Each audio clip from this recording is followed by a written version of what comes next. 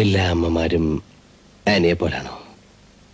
അതെ കുഞ്ഞെ, മനസ്സിലുള്ളത് എനിക്കറിയാം. കുഞ്ഞിന്റെ അമ്മയെക്കുറിച്ചല്ലേ ഓർത്തത്. ഞാനും കേട്ടിട്ടുണ്ട്. ആ സ്ത്രീക്ക് ഒരിക്കലും സുഖം കിട്ടിയിട്ടുണ്ടാവില്ല. ജീവിതം മുഴുവനും നീറി കഴിഞ്ഞിട്ടേ ഉണ്ടാവൂ.